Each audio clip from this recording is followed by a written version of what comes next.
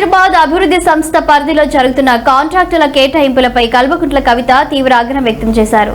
కాంగ్రెస్ ప్రభుత్వం హెచ్ఎండిఏ పరిధిలో భారీ ఎత్తున నామినేషన్ పద్ధతిలో కాంట్రాక్టులు కట్టబెడుతూ అవినీతికి పాల్పడుతుందని ఆమె ఆరోపించారు.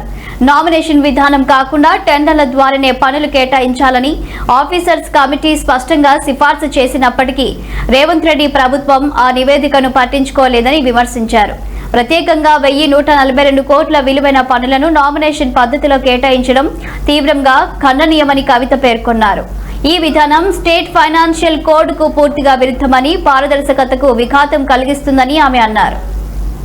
ఫారెస్ట్రీ డిపార్ట్మెంట్ ఏదైతే ఉందో మొన్ననే సీఎం గారు వెళ్ళి ఓపెన్ చేసిన ఈకో పార్క్ రాజేందర్ నగర్ లో కోత్వాల్గూడలో 50 కోట్లతో ఈకో పార్క్ చేస్తే ఆ 50 కోట్లు కూడా నామినేషన్ బేసిస్ మీద ఇచ్చిన వర్కే. అది ఈ గవర్నమెంట్ చేస్తున్నది ఏం కాదు. బీఆర్ఎస్ గవర్నమెంట్ ఉన్నప్పటి నుంచి మా దగ్గర ఆర్టీఐలో 2017-18 నుంచి డేటా ఉంది. 2017-18 నుంచి మొన్న 2021-22 వరకు బీఆర్ఎస్ హయాంలో 485 కోట్ల రూపాయల వర్క్స్ నామినేషన్ కింద ఇచ్చారు. అంటే ఏం లేదు, వాళ్ళు ఎవ్వరు కూడా మళ్ళీ సర్టిఫైడ్ కాంట్రాక్టర్స్ కాదు, మొత్తం ఆ 17 నుంచి ఇప్పటి వరకు ఇచ్చిన వాళ్ళు కూడా అదే ఒరవడిని కొనసాగిస్తూ ఇప్పుడు వచ్చినటువంటి రేవంత్ రెడ్డి గారు కూడా 2 సంవత్సరాల్లో 1148 కోట్ల రూపాయలను నామినేషన్ బేసిస్ మీద ఇచ్చేసారు. అది నేను చెప్తాను, ముఖ్యమంత్రి గారు స్వయంగా చెప్పిందే.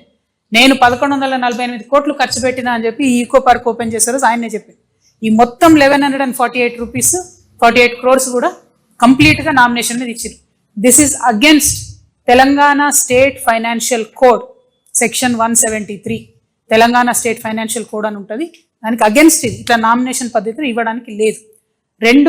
2023లో ఒక కమిటీ వేసిన ఆఫీసర్స్ కమిటీ అందరినీ కూడా విచారణ చేసి జరుగుతున్నటువంటి అవినీతి కానీ నామినేషన్ కానీ పద్ధతులన్నీ చూసి 2023లో ఆఫీసర్స్ కమిటీ ఒక రికమెండేషన్ ఇచ్చింది. టెండర్ వేయకుండా ఇట్లా ఇవ్వడానికి లేదు, నామినేషన్ బేసిస్ మీద ఇవ్వద్దు అని చెప్పి ఆఫీసర్స్ కమిటీ డైరెక్ట్గా రిపోర్ట్ ఇచ్చింది. ఇంతవరకు ముఖ్యమంత్రి గారు ఆ రిపోర్టుని పట్టించుకోకుండా దాదాపు 1148 కోట్ల రూపాయలను నామినేషన్ పద్ధతిలో ఇవ్వడాన్ని మేము తీవ్రంగా ఖండిస్తూ ఉన్నాం. ఖచ్చితంగా ఇది ముఖ్యమంత్రి గారి డిపార్ట్మెంటు, వారి స్వీయ పర్యవేక్షణలో ఉండేటటువంటి డిపార్ట్మెంట్ కాబట్టి ఇన్ని వందల